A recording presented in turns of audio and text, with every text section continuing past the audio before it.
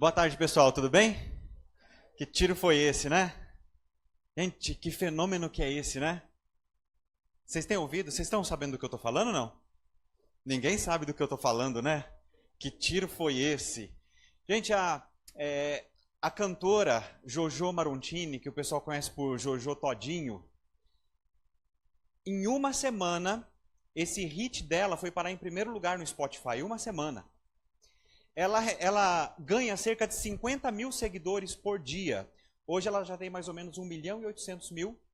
E até algumas semanas atrás ela já tinha 54 milhões de visualizações da música dela. Já pensou? Aí quando você para analisar a música, você tem assim 3, 4 frases numa música, uma coisa extremamente simples, e você pensa, qual foi o segredo? Sabe, o que tinha por trás dessa música para explodir desse jeito? Ou os mais velhos perguntariam, onde o Brasil vai parar? Meu pai fala isso quando ele ouve algumas coisas assim. Mas já pensou que loucura? Então, aí inspirado nisso, eu resolvi fazer uma série com esse nome. Que tiro foi esse? Será que a gente tem alguma coisa para aprender disso? Será que a gente consegue extrair alguma lição disso?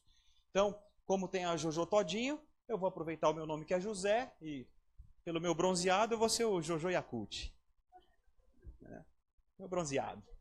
Gente, vamos lá, vamos bater um papo? Coloca pra gente ali, quem tá ali, o Edu, por gentileza, Edu. Põe lá na tela pra gente. Vou colocar algumas figuras e vocês vão me dizer o bordão deles. E, inclusive, é um teste de idade que a gente vai fazer aqui. Tá? Quem me fala o bordão desse personagem? Tô certo ou tô errado? Muito bem. Eu vejo que é um pessoal que consultou no Google, no YouTube, porque não tem idade pra isso, né? Tô certo ou tô errado? Oi, não entendi. Então, nos 20 e poucos, desde que você ouviu o bordão pela última vez, eu entendi. Então,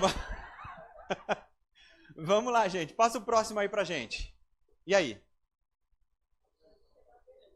Isto é uma vergonha, né? O anterior, o senhorzinho Malta, era tô certo. Esse agora é isto é uma vergonha.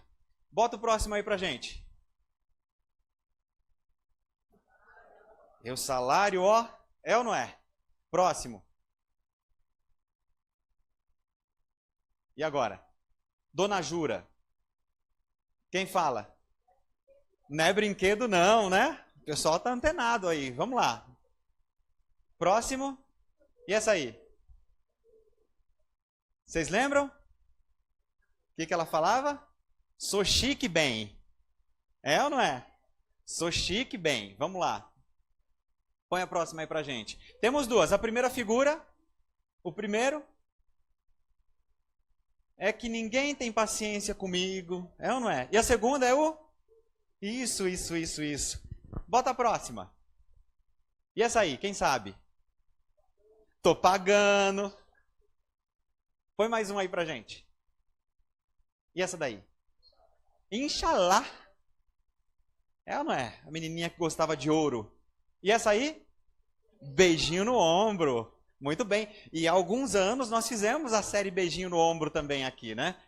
Então, vamos lá. A pergunta que a gente faz é, pode seguir aí. Qual que é o segredo do bordão? Qual que é o poder do bordão? Então, Burke diz o seguinte, bordão é toda aquela palavra ou frase que se repete inconscientemente. Toda palavra ou frase que se repete inconscientemente. Chega uma hora que o bordão, essa palavra ou a frase, ela é absorvida de tal forma que você começa a empregá-la no seu vocabulário normal. Você se vê diante de algumas situações em que você solta a frase como se ela fosse sua. Com muita tranquilidade. Alguns daqueles bordões ali, alguém já chegou a usar com, assim, normalmente, ter adotado para si algum bordão? Quem confessa aqui pra gente? Você, Wesley, levantou a mão? Não? Quem já usou algum bordão? Daqueles que a gente falou. Já usou, Paty? Qual bordão? Já tem usado o que tiro foi esse. Tem uma foto bonita tal, fala que tiro foi esse. Daqui a pouquinho a gente entra no que tiro foi esse. Vamos lá, passa o próximo aí pra gente. Então veja só, quais são as características de um bordão que faz sucesso? Primeira característica, pode colocar ali pra gente. Primeira característica é o humor. Na verdade, todo bordão que é associado a alguma emoção, ele tem uma facilidade maior para ser absorvido, para ser adotado pela cultura popular. Mas quando ele está vinculado ao humor, ele tem uma facilidade maior ainda. E você pode ver que todos aqueles bordões anteriores, normalmente eles estão vinculados ao humor. O que tiro foi esse está vinculado também ao humor. Por isso que ele teve uma facilidade muito grande. Segundo ponto, pode colocar para a gente, mais uma característica de um bordão de sucesso, é a sonoridade ou o movimento. Quando esse bordão ele é associado a algum movimento, então ele fica mais fácil também, tipo, beijinho no ombro. Então, quando você associa ao movimento, é mais fácil. E a sonoridade? A sonoridade, por exemplo, Inshallah.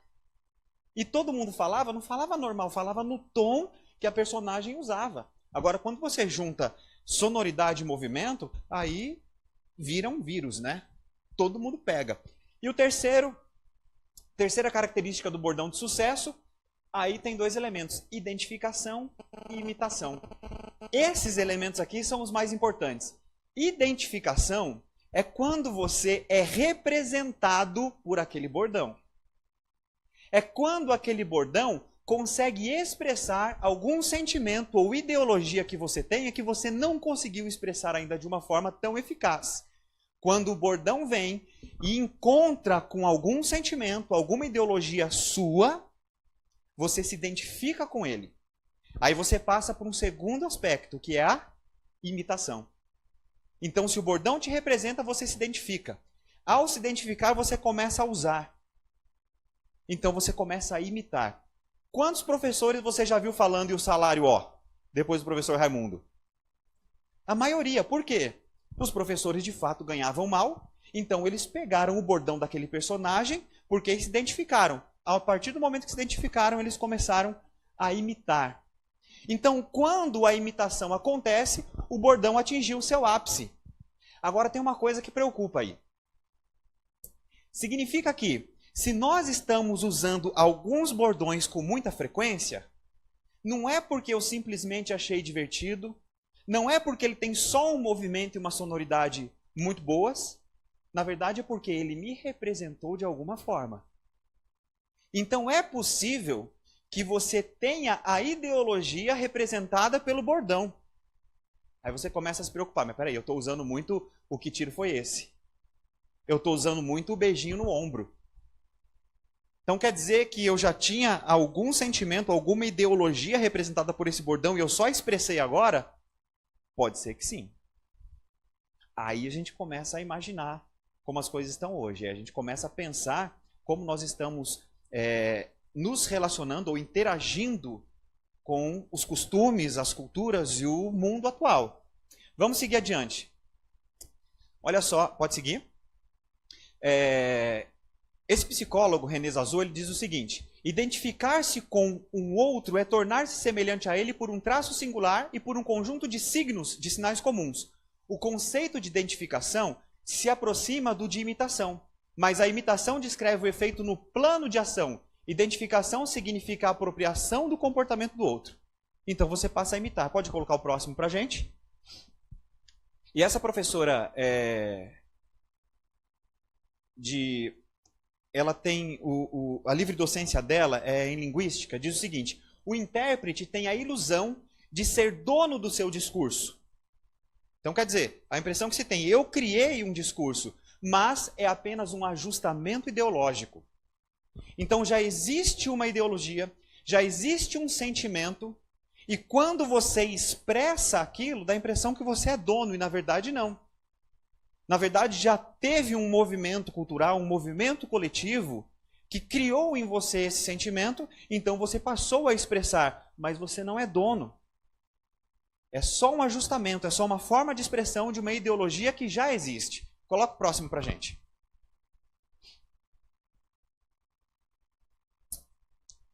Aí, há algum tempo atrás, nós ouvimos uma lição de Jesus que dizia o seguinte: ouvistes o que foi dito, amarás o teu próximo e odiarás o teu inimigo.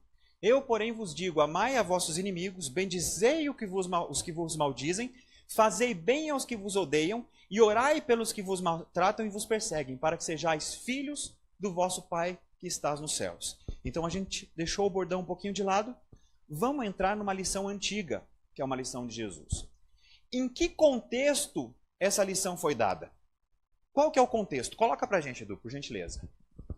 Analise o contexto. Primeiro, dizia Jesus falando o seguinte, olha, as pessoas, vocês ouviram o que está sendo dito por aí. Ama os seus inimigos, ama os seus amigos, os seus próximos e odeia os seus inimigos. Quem era o próximo no pensamento judaico da época? Próximo era o israelita de nascimento ou aquele que se converteu ao judaísmo.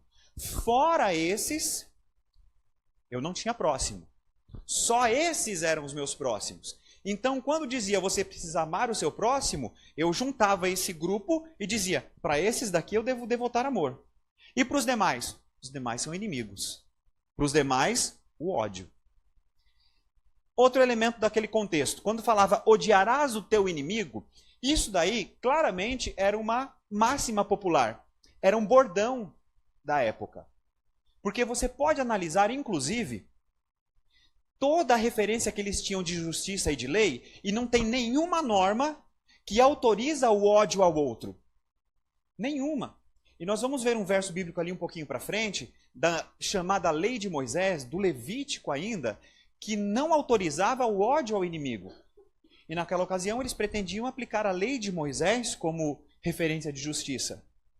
Só que algo se deturpou no meio do caminho, em que a máxima popular, o bordão popular, que inclusive provocou o comportamento popular, era ama o teu próximo e odeia o seu inimigo. Outro traço marcante da época é que a realização da justiça era baseada no revide. Então a justiça é você fez para mim, eu faço para você. E isso daí, ela ganhou uma projeção tão grande, um costume tão grande, que passou a ter força de lei. Então, se você revidava, você não era acusado ou você não era punido pelo seu revide. Afinal de contas, você foi provocado. O que você deveria fazer era aplicar a proporcionalidade. Aí vem um elemento interessante que, inclusive, esses dias eu estava conversando com o Bruno, e o Bruno colocou essa questão para mim fez todo sentido. Sabe a lei do talião, olho por olho, dente por dente? Não era uma lei que autorizava a você sair desmembrando o outro lá. Não, ele furou meu olho, eu vou furar o olho dele. Não, ele arrancou meu dedo, eu vou arrancar o dedo dele. Aquilo foi uma interpretação equivocada. A lei do talião, ela estabelecia um princípio de proporcionalidade da justiça. É ou não é isso, Bruno, que a gente estava conversando? É um princípio de proporcionalidade. Significa que, imagina, se você for devolver para as pessoas o que elas fazem para você, a gente vive em pé de guerra. E tem um outro detalhe nisso daí. O ser humano, ele vai de fato devolver as coisas proporcionalmente, sim ou não? Não vai. Você vai pesar, não, olha, eu vou medir, eu vou mensurar qual foi o potencial do soco que eu levei para eu poder dar um soco igual também, né? Não quero ultrapassar a medida. É assim que funciona? De jeito nenhum. Então dizia, um dos elementos fundamentais da justiça é a proporcionalidade. Só que numa interpretação totalmente equivocada, tratou-se disso como se fosse uma autorização para o revide. Você fez, eu faço. Você me deu, eu devolvo. E era um pensamento equivocado. Bom, então, o que vigorava naquela época era o vox populi, vox dei, quer dizer, a voz do povo é a voz de Deus. Agora, vocês notem coisa interessante. Você tinha um elemento extremamente puro na lei, que dizia que você não podia odiar o seu inimigo, só que com o passar do tempo e por causa da força cultural, o bordão que se estabeleceu e demonstrou qual era o comportamento da época é, não, você deve odiar o seu inimigo. Amor, só os seus próximos.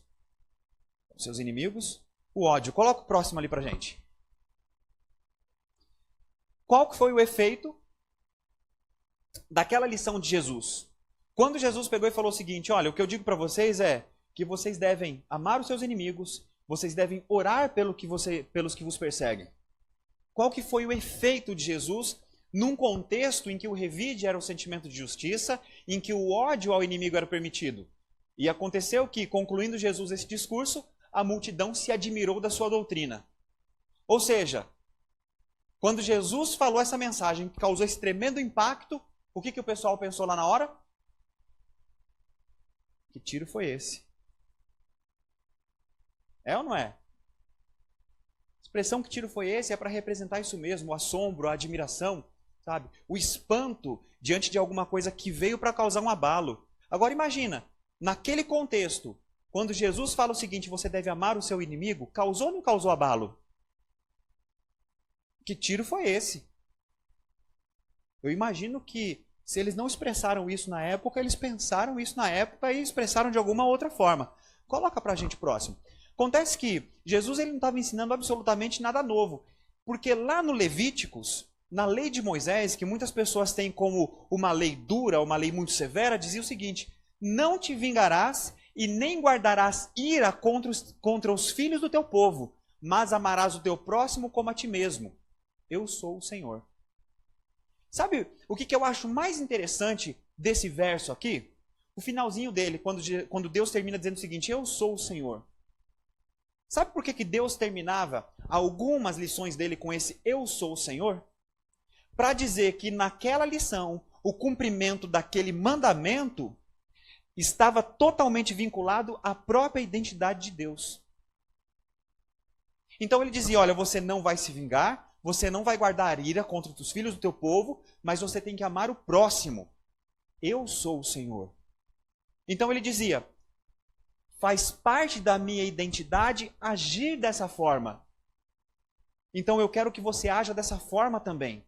Depois de muitos anos, Jesus, quando dá a mesma lição, quando ele repete essa lição que tinha se perdido ao longo do caminho, porque tinha sido deturpada e agora o ódio era permitido, Jesus ele volta dizendo, você tem que amar os seus inimigos, orar por quem está perseguindo você, e ele diz, para que sejais reconhecidos como filhos de Deus.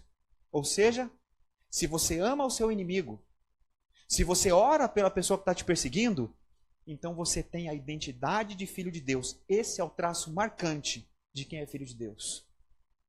É você se afastar da vingança, é você se afastar do revide. E é você devotar amor ao seu inimigo. Aí as pessoas perguntam, mas que amor é esse? Não é o amor-sentimento. É o amor-respeito. E eu ouso dizer que é o amor próprio. Sabe por quê?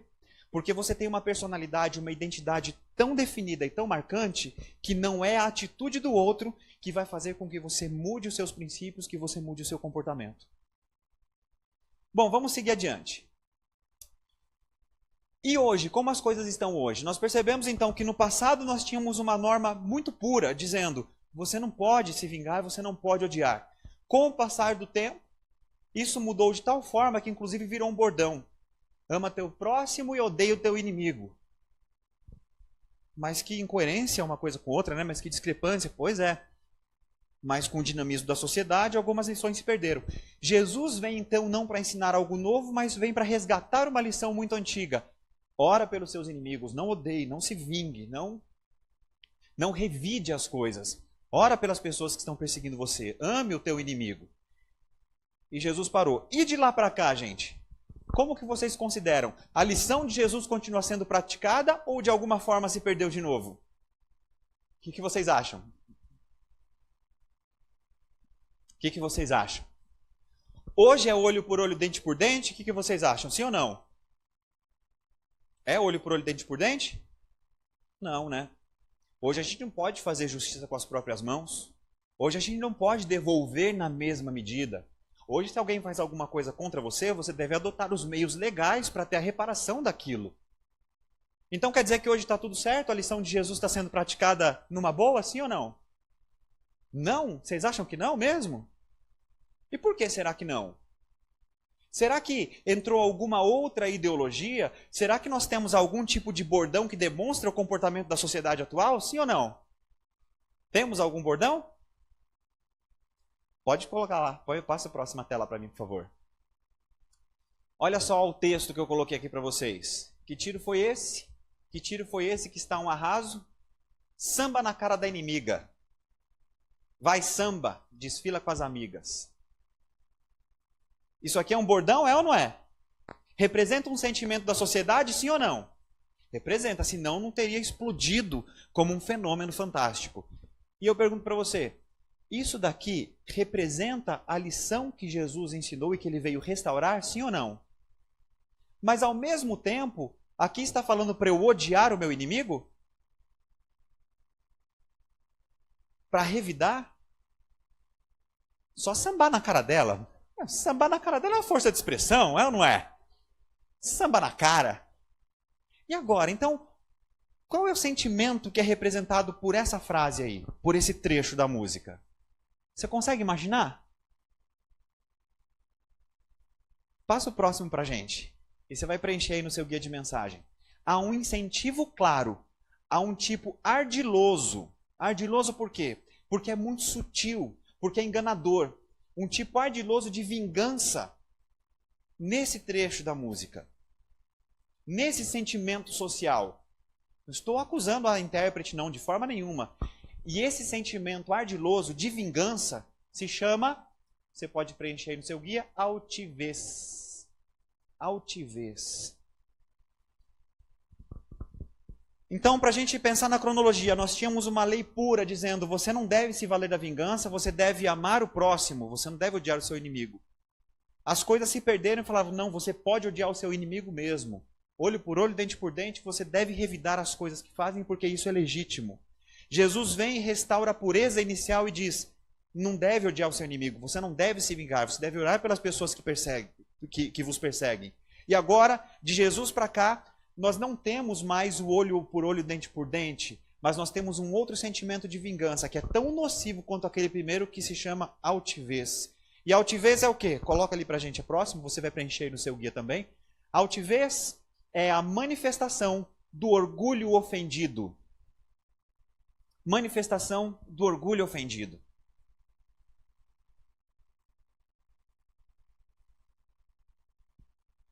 Não, eu não sou vingativo. Eu só sou um pouco altivo. Dá no mesmo. E nós vamos ver por que isso aqui dá no mesmo.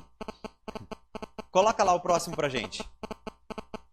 Algumas distorções que a altivez provoca. Bom, então, o que é altivez? Manifestação do orgulho ofendido? Sabe o que é? Manifestação do orgulho ofendido é o seguinte: é quando você começa a realizar as coisas para provar para os outros que duvidaram que você era capaz. Quando o seu foco é frustrar alguém que não acreditava em você, e isso se torna o seu comprometimento, isso é altivez. Quando você quer fazer para provar, isso é altivez. Quando o seu orgulho está ofendido e a busca pelo sucesso, a sua busca pelos resultados, é simplesmente para provar para o mundo e para os outros que você era capaz e para mostrar que você é superior, isso se chama altivez. Mas isso é um sentimento de vingança? É, porque o que eu quero fazer, eu faço para mostrar para o outro. E o sentimento que me leva a querer mostrar para o outro não é um sentimento de pureza. Não é um sentimento que me eleva. É um sentimento que tem muito mais o interesse não em fazer com que eu cresça, mas em diminuir o outro.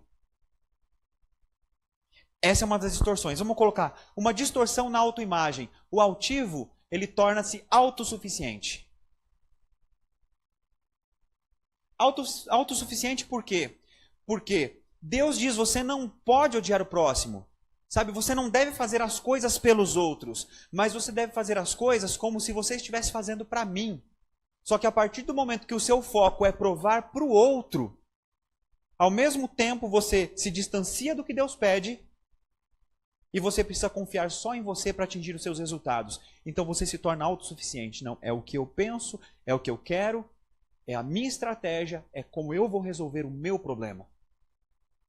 Então tudo centra-se em você. Quando você traz essa responsabilidade toda para você, você passa a se tornar autossuficiente. Você não precisa de mais ninguém, você não quer mais ninguém.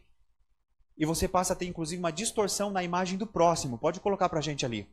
Então a distorção na imagem do próximo. Desculpa.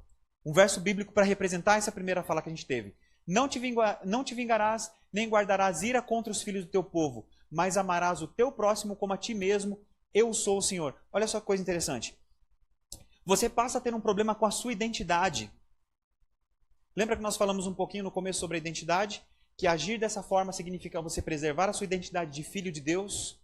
Você começa a ter um problema na sua identidade porque você não começa a fazer aquilo que você quer, aquilo que você planejou. Você começa a agir em função daquilo que o outro atribuiu a você. falou que eu não era capaz, então agora eu vou fazer para provar que eu sou capaz. Você deixa outros planos de lado, você para de planejar a sua vida só para frustrar a expectativa do outro. Eu pergunto, isso daí é você? Ou você está abrindo mão da sua identidade para atender a frustração do outro? Para atender o outro? Então você começa a ter um problema de identidade. E esse problema de identidade, o mais grave, é que você passa a distanciar-se do ideal de Deus para você como filho dele. Pode colocar o próximo? Ouvistes o que foi dito: amarás o teu próximo, odiarás o teu inimigo. Eu, porém, vos digo: amai os vossos inimigos, bendizei os que vos maldizem, fazei bem aos que vos odeiam e orai pelos que vos maltratam e vos perseguem, para que sejais filhos do vosso Pai que está nos céus. Se eu acho diferente, eu perco a minha identidade de filho de Deus. Então, pode colocar, pode passar mais uma tela. E a próxima? E a próxima diz o seguinte. Dá uma olhadinha nesses versos aqui. Pode passar. Confia no Senhor de todo o teu coração e não te estribe no teu próprio entendimento. Quando você age com altivez, você vai depender totalmente daquilo que você pensa, da tua inteligência, da tua estratégia. Quando o conselho bíblico é: confia no Senhor de todo o teu coração. Ele vai dar as ideias para você, Ele vai dar os planos para você. Mas não suba, sabe? Não seja soberbo no teu próprio entendimento. Não dependa única e exclusivamente de você. E olha o que o próximo verso diz também, no mesmo sentido. Pode colocar para a gente. E tudo quanto fizerdes, fazei-o de todo o coração, como ao Senhor e não aos homens. Quando você age com altivez, você está fazendo para quem? Para Deus? Para o outro? Você está fazendo para o outro. Então fala, olha, se você tiver que fazer alguma coisa, faça como se você estivesse fazendo para mim. Não pensando nos homens. Mas, Senhor, ele duvidou de mim. Sabe, ele me humilhou na frente de algumas pessoas, falou que eu não era capaz, que eu não tinha a menor condição. Eu preciso fazer para provar. Eu não mudei. Tudo que você quiser fazer, faça para mim, como se você estivesse fazendo para mim. Senhor, aí lascou, porque eu não consigo fazer as coisas para ti com um sentimento ruim. Então é isso mesmo. Então é para mim mesmo que você tem que fazer. Não é para o outro. Pode passar o próximo para a gente. Então agora, de fato, a distorção na imagem do próximo. Aí você preenche no seu guia. O altivo, ele torna-se, pode colocar, opressor. Porque todos à sua volta tornam-se potenciais inimigos. A coisa mais comum é você projetar nos outros aquilo que você é e aquilo que você faz. Então, a partir do momento que você quer fazer as coisas para os outros, só para provar, por causa da sua altivez, ao mesmo tempo você vai começar a enxergar a altivez na atitude das pessoas. É como se todo mundo que estivesse fazendo alguma coisa estivesse fazendo para te provocar. Conhece alguém assim? Que desconfia de tudo? Fez alguma coisa, a empresa, não, é indireta para mim. Você escreveu alguma coisa na rede social? Isso foi para mim. Não, isso aqui ele está fazendo para me provocar. Pode dar uma olhadinha. Quando a pessoa age muito assim, é porque normalmente ela faz a mesma coisa com os outros. Isso é altivez. Então ele se torna um opressor, porque você vai fazer alguma coisa e ele vai te olhar desconfiado. E se ele desconfia de você, como é que ele vai agir com você? Ele vai te afastar, você é um potencial inimigo.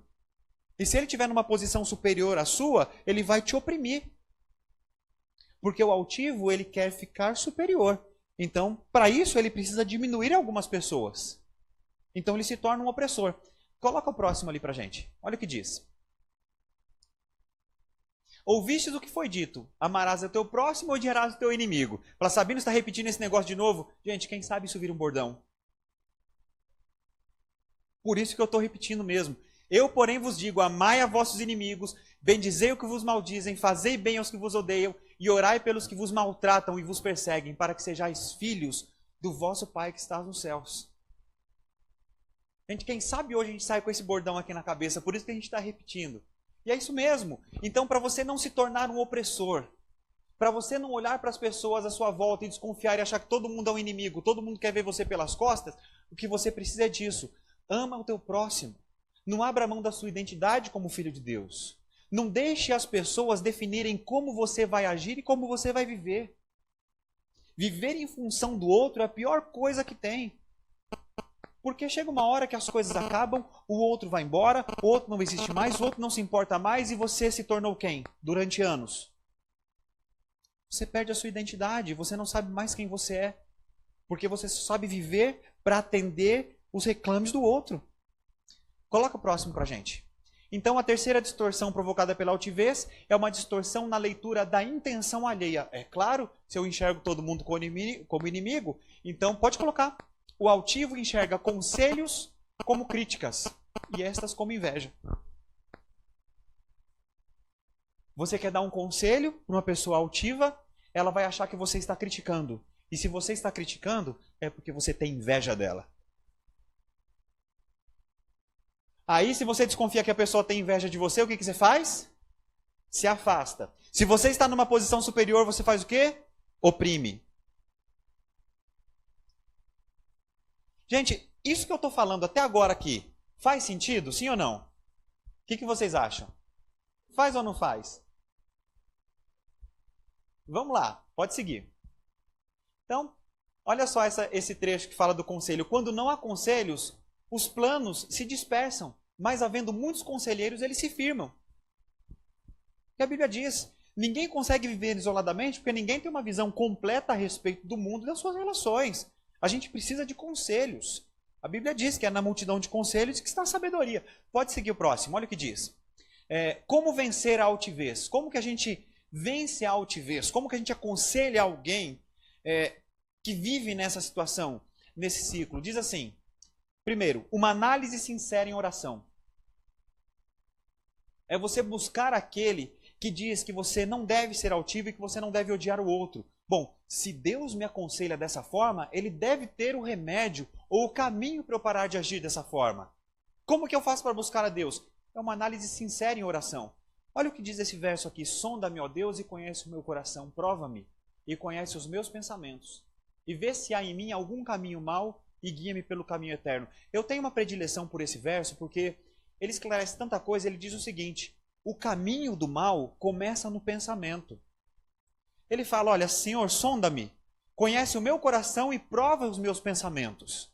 Então eu estou pedindo para Deus ir na origem de tudo, onde as coisas começam.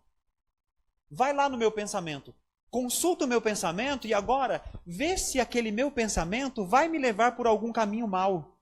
E se ele estiver levando pelo caminho mau, então muda o meu pensamento para eu ser guiado pelo caminho eterno. Gente, ninguém cai de paraquedas num caminho mau.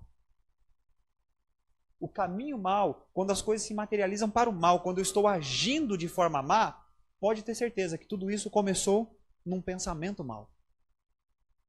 Se você não afasta esse pensamento, e se você continuar dando asas a esse pensamento, ele vai se materializar. O pensamento vai se transformar em comportamento e atitude. Se o pensamento é mau, não tem como você não ter atitudes más. Por isso que a nossa oração não é para que Deus abra os nossos caminhos, é para que Ele visite o nosso coração e o nosso pensamento, para falar, Senhor, ajusta o meu pensamento. Se eu estiver pensando mal de alguém, ajusta, porque eu preciso amar o próximo, eu não posso odiar o meu inimigo. Senhor, se eu estiver agindo com altivez, querendo provar as coisas para os outros, então muda o meu pensamento. Porque eu não posso viver em função do outro, porque afinal de contas, o que eu devo fazer como se eu estivesse fazendo para ti e não para o outro. Que seja para agradar, que seja para frustrar. Eu preciso fazer pensando em ti. Pode seguir. Segundo ponto, como vencer a altivez? O conselho de quem você confia. É claro que no estágio avançado de altivez a gente tem desconfianças muito grandes de todo mundo. Mas tem sempre aquela pessoa que você preserva, que você sabe que pode confiar, mesmo que aquilo que ela te fale não te agrade e você tenha se afastado. Mas a gente precisa buscar o conselho de pessoas que nós confiamos e perguntar sinceramente, olha, você acha que eu estou agindo errado em relação a esse assunto? Você acha que eu estou pensando mal? Eu estou exagerando no pensamento em relação àquela pessoa, ou aquela atitude, ou aquele comportamento? Precisamos buscar o conselho, porque chega uma hora que nós estamos tão arraigados no nosso pensamento e nas nossas estratégias, nas nossas conclusões, que eu não consigo enxergar mais nada. Eu preciso de alguém de fora para falar assim, ó, você está indo por um caminho errado. E o que a Bíblia diz a respeito? O que ama a instrução, ama o conhecimento, mas o que odeia a repreensão é o quê? Estúpido.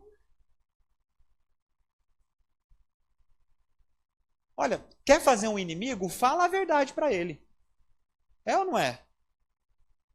Quando você fala a verdade, quando você fala o que pensa, é muito provável que você rompa alguns relacionamentos. Mas olha, se você é essa pessoa sincera e que conversa abertamente com as pessoas, sabe o que você faz? Tenha paciência, porque não é todo mundo que aguenta. Mas aos pouquinhos a pessoa volta. E saiba que fazendo isso, você está fazendo o trabalho de Deus, agindo com amor e com sinceridade. E a Bíblia é muito clara em falar assim, olha, quem ama a instrução ama o conhecimento. Então tudo que você tem para ensinar, então tudo que você tem para aprender, aprenda. E curta isso, e goste disso. Mas se alguém te repreender, aceita bem, pondera em cima disso. Porque aquele que rejeita a repreensão é estúpido. É porque o cara quer ficar no caminho errado mesmo. E isso é estupidez. Tem como você ficar no caminho errado e as coisas darem certo? Tem ou não? Não tem. E quem é que não sabe disso? Todo mundo sabe. Então se eu estou insistindo nisso, se eu estou insistindo em ficar no caminho errado, sabendo que vai dar errado, eu sou o quê? É estúpido. Sabe que vai dar errado e continua? É porque quer. E se quer, o quê? Falei muito estúpido hoje, né? Vamos lá. Passa o próximo aí. 3. Ceda lugar à humildade prática. Gente, eu achei esse negócio tão interessante. Olha o que a Bíblia diz. O galardão da humildade e o temor do Senhor são riquezas, honra e vida. Agora para um pouquinho. Quando você age com altivez para provar para o outro que você era capaz, você está defendendo o quê? A sua o quê? Sua honra. A sua dignidade. É ou não é? E o que é honra verdadeira? Humildade. É a humildade que traz a verdadeira honra, uma honra satisfatória. Agora, você pode até provar para os outros que você era capaz, mas essa honra vai durar quanto tempo? Vai durar um período de tempo. Vai durar o tempo enquanto as pessoas lembrarem que você frustrou o outro. E as coisas, ó, se dispersam assim. Somem assim. Então você atingiu uma honra. E vou garantir uma coisa para vocês. Você vai levar mais tempo tentando provar as coisas para os outros do que vai durar a honra da vitória que você vai alcançar. Você vai levar anos para atingir o seu objetivo para frustrar o outro. E a honra que você conseguiu com isso vai durar talvez uma semana ou 2. Gente, é muito investimento para pouco retorno, é ou não é? Agora, e quando você age com humildade e você conquista a honra, que é uma riqueza do Senhor? Quanto tempo você vai ser honrado por isso? Sabe, uma vida. Porque quando você agiu com humildade, isso é um caminho sem volta. Você começa a agir assim, começa a aperfeiçoar a sua vida. Você vai viver uma vida de humildade. E se humildade é honra, você vai viver uma vida honrada. Muito melhor do que durar um pouquinho de tempo só, não é? Passa o próximo pra gente. Olha o que diz. O coração do homem se exalta antes de ser abatido. E diante da honra vai a humildade. Aí eu parei para analisar esse verso. Olha só que sequência bacana. Aquele que se exalta antes das coisas, o que acontece com ele? Ele cai. Mas aquele que começa de baixo, aquele que começa com humildade, ele atinge o quê? A honra. Olha que inversão de caminho. Se você quer muito a honra e começa lá de cima, você é abatido. Mas se você começa de baixo, você atinge a honra. A humildade é o segredo. A humildade é o ponto de partida para você atingir o que você quer atingir com honra. Aqui está a diferença entre o altivo e o humilde. O altivo, ele já começa lá em cima. Eu preciso atingir a minha honra. Esse é o ponto de partida dele. Só que ele é abatido. Agora, o honrado não, ele começa com humildade. E a honra é atribuída a ele de uma forma natural e consequente, como uma consequência da vida. Porque é riqueza de Deus. Riqueza de Deus não se gasta, é ou não é? Onde que a gente deve depositar o nosso tesouro? Na terra? Onde a traça e a ferrugem corroem?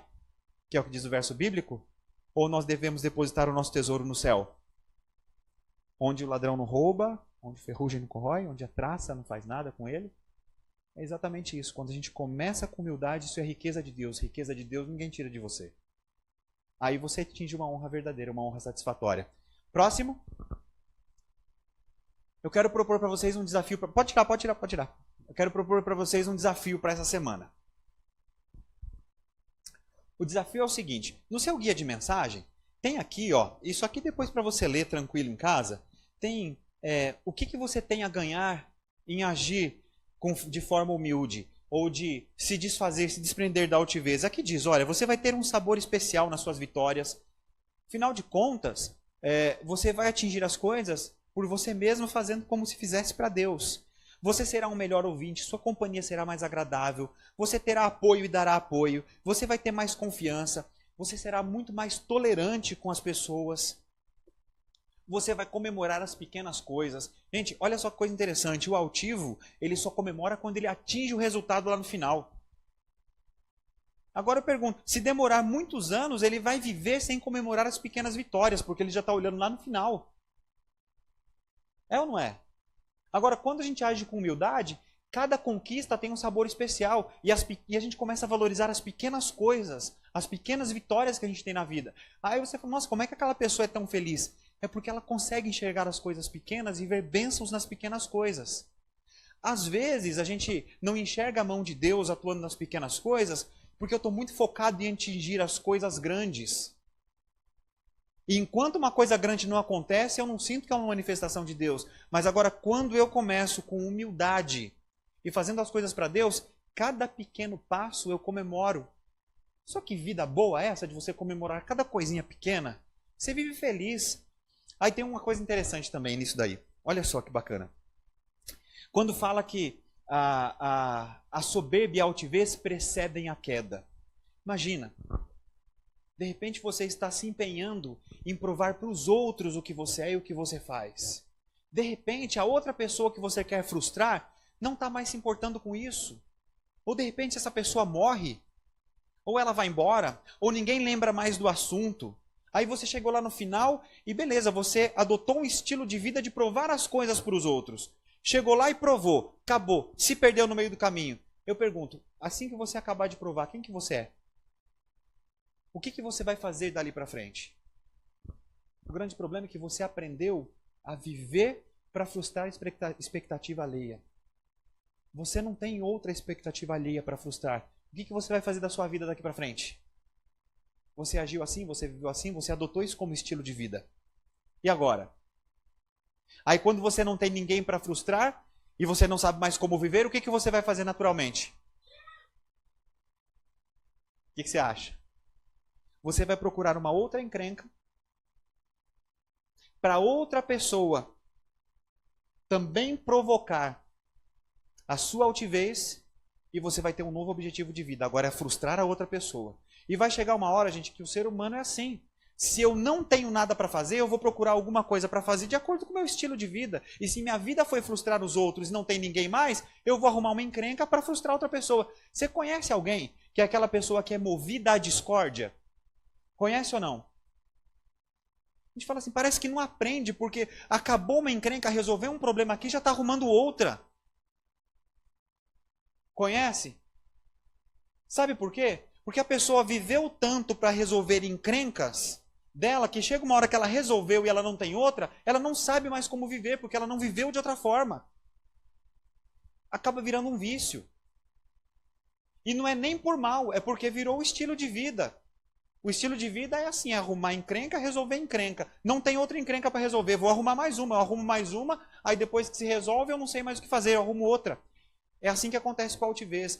Se a altivez vira estilo de vida, você se torna uma pessoa extremamente desagradável, porque você vai precisar de frustrações, de rompimentos de relacionamentos, de rupturas de amizades, de relações, para então você ter uma razão pela qual viver, uma razão pela qual atingir objetivos. Uma coisa é você atingir objetivo, porque Deus coloca objetivos para você.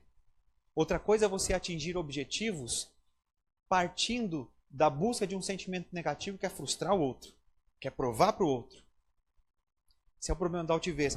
Outra coisa, o que você tem a ganhar? Sabe, você será mais altruísta, você vai respeitar opiniões diferentes e você vai se surpreender com o que você pode realmente ser. Essa é a melhor parte. Você vai se surpreender com o que você realmente pode ser. Porque não tem nada mais pleno do que ser filho de Deus. Do que ter a identidade de Deus. Deus falando assim, olha, haja assim porque eu sou assim. Então, haja assim e seja meu filho. E seja reconhecido por ser meu filho. Já pensou as pessoas olharem para você e falar assim, que ele é filho de Deus? Mas por quê? Mas porque ele age do jeito que Deus agiria se tivesse aqui. Olha que responsabilidade. Mas não é gostoso de pensar dessa forma? Olha, aquele cara ali, acho que se Jesus estivesse na terra, faria o que ele faz. Nossa, já pensou que bacana isso? É impossível, gente, isso daí? Sim ou não? Hã? Não é impossível, não. E, na verdade, se for o nosso objetivo, a gente consegue atingir. E a gente consegue ir aperfeiçoando uma vida até quando, então, seremos perfeitos na glória de Deus. Funciona. Tem uma das frases que está aqui que é o seguinte: você respeitará opiniões diferentes. Aí eu quero abrir um parênteses bem bacana. Claro que, por causa desses temas que a gente coloca, algumas pessoas criticam nas redes sociais, né? E eu fico inventando uns temas também, né? Que aí ontem eu estava conversando com a Érica, ela falou, qual que é o tema de amanhã? Aí eu falei assim, samba na cara da inimiga. Ela, não, eu tô falando sério, qual que é o tema de amanhã? Eu falei, não, samba na cara da inimiga. Ela falou, você tá zoando, né? Você quer arrumar encrenca, né? Eu falei, tá bom, então põe outro tema aí. Orai pelos vossos inimigos. Chama atenção, gente? Não chama, né? O outro chama mais. Olha essa coisa interessante. Quando a gente fala de respeitar a opinião dos outros, vou dizer para vocês. Quando você ouve essa música, apesar de você não concordar com a ideologia, você não pode dizer que ela não tem uma lição para ensinar. Ainda que você tire uma lição para seguir no sentido contrário. Mas alguma coisa você tira. Tem um professor, eu tive um professor, depois se tornou um grande amigo, o nome dele é Felipe Mendonça. E uma vez a gente batendo um papo na especialização, ele pegou e disse o seguinte, ele falou, olha, nunca digam que alguma coisa não tem cultura. Porque a gente estava batendo papo e brincando e falando de Big Brother e falando de funk. Ele falou assim, nunca fale que alguma coisa não tem cultura. Eu falei, mas como assim você vai dizer que isso tem cultura? Aí ele falou assim, olha, então faz o seguinte, pega um funk. Se você lê a letra de um funk, você tem uma noção de como aquele grupo social trata as mulheres, de como ele se relaciona com os poderes do Estado, com a polícia, seja o que for, de qual é o sentimento ou qual que é a ideia que eles têm da realização da justiça. E eu parei para pensar, é ou não é verdade isso? É ou não é? Falou, então, significa que você aprendeu uma cultura. Então, dentro daquela música tinha cultura. Agora, se você falar para mim, eu não gosto daquilo como entretenimento, eu não gosto daquilo como lazer, tudo bem. Só que cultura depende do olhar que você lança sobre alguma coisa para ser estudada. Aí quando você olha essa música, você fala, aí eu aprendi, né, depois disso. E falei assim, não, essa música aqui não tem cultura, não tem. Tem muita coisa para a gente aprender. E a gente aprendeu que as coisas hoje estão se repetindo como aconteceram nos tempos de Jesus. Agora, se era tudo puro, depois se deturpou, veio Jesus tentando recuperar o sentido original das coisas, que é o sentimento de amor ao próximo. E agora se perdeu de novo, eu pergunto, quem é que tem que fazer esse tipo de análise social e tentar resgatar a verdadeira pureza da lei, a verdadeira pureza da norma do relacionamento com o próximo? Quem? Nós. Então significa que essa música aqui mostrou pra gente uma realidade social que deve ser, rejeitada, ela deve ser enfrentada com um comportamento totalmente diferente, depende da gente. Enquanto as pessoas estão falando assim, eu vou sambar na cara da inimiga, porque hoje eu tô um arraso. E se for para sambar, a gente samba na cara, e se for para sambar, a gente pisa mesmo. E se for para fazer isso, a gente faz mesmo. Vai ter um outro grupo de pessoas que vai dizer o seguinte, faz isso não. Sabe? Não queira crescer só para provar para os outros, para frustrar a expectativa dos outros, só para humilhar outras pessoas. Não, não. Você tem potencial para ser um arraso mesmo. Sabe? Você tem o potencial de chegar as pessoas olharem e falar assim, nossa, que tiro foi esse? Mas faz isso, dá esse tiro como se estivesse dando um tiro para Deus, não para os outros. Eu acho que quando a gente começa a agir dessa forma, de respeito opiniões e começa a ter um olhar de cultura, de extrair riqueza, extrair cultura de todas as coisas. E por fim, você tem uma reflexão aí, se você já agiu ou age com altivez, se você já magoou alguém em razão desse comportamento, em que ambiente você é mais provocado a agir com altivez? É no trabalho, é na família? sabe? E como que a sua altivez se manifesta na dureza na hora de criticar, em ser autossuficiente, em querer provar as coisas para as pessoas? Isso é para você refletir. Só que eu quero lançar um desafio para você. Você está vendo aí no seu guia de mensagem que a palavra humildade, dá uma olhadinha aí, ó, um pouquinho antes do que você tem a ganhar. A palavra humildade, ela é oriunda da palavra hebraica, aí está aqui, radá, que significa dizer muito obrigado. Você achou aí? Localizou? A gente viu que humildade é o ponto de partida para a gente vencer a altivez, é ou não é? Então significa que para você vencer a altivez, você precisa ser uma pessoa mais grata. Só que não de ser grato só de sentimento, mas de manifestar essa gratidão e de dizer muito obrigado. E o meu desafio para você é o seguinte, coloca na tela. É você... Pode pôr? É você surpreender 3 pessoas essa semana. 3 pessoas com muito obrigado. Só que é o seguinte, não é assim, o porteiro abriu a porta para você e falar muito obrigado, tá valendo, é 1. Não é você chegar para sua esposa e falar assim, olha, muito obrigado pelo seu bom gosto. Não é. Não é você chegar para o seu filho e falar assim, ó, muito obrigado porque você nasceu, você mudou a minha vida. Eu estou falando de surpreender. É de você pegar 3 pessoas que não esperam que você vá agradecê-las por alguma coisa, você reconhecer, chamar e falar assim, olha, eu preciso dizer muito obrigado para você. Pelo quê? Por tal coisa. Mas olha, procura gente que não está tão próxima de você. Diria até, procura alguém que talvez você fique constrangido de chamar para dizer muito obrigado. Esse é o meu desafio para você. Eu tenho 3 muito obrigados para dizer hoje. Meu primeiro muito obrigado é para o Bruno. Porque quando eu e o Bruno batemos um papo a respeito dessa questão da lei de Talião, quando ele apresentou essa ideia de proporcionalidade, isso aí ficou me martelando na minha cabeça um bom tempo. E dificilmente eu saio de uma conversa com o Bruno em que eu não saio enriquecido ou provocado de alguma forma a pensar, a refletir em outras coisas. Meu muito obrigado para o Bruno. O meu muito obrigado segundo, depois eu vou marcar ele no vídeo, é para o meu professor, o Felipe Mendonça, que eu mencionei aqui. Depois daquela conversa que nós tivemos, eu comecei a enxergar coisas muito diferentes, de forma muito diferente. Principalmente coisas que aí depois você pensa assim, nossa, eu que sou crente já devia estar enxergando isso há muito tempo. E não estava enxergando. Então, meu muito obrigado também para o professor Felipe. E o meu terceiro muito obrigado, eu acho que isso aqui não vai chegar nela, vai para Jojo Todinho.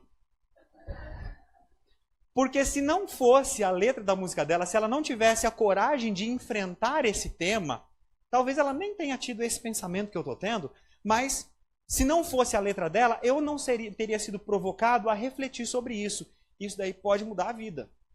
Então esse é o meu terceiro muito obrigado. Esses 3 eu estou registrando, mas essa semana eu também vou fazer como vocês. Vou procurar outras 3 pessoas para dizer pessoalmente muito obrigado. E semana que vem eu venho contar para vocês. Eu quero saber, quem topa esse desafio essa semana? Quem topa? Muito bem. Semana que vem, eu vou dizer, eu vou perguntar semana que vem, vocês vão poder só levantar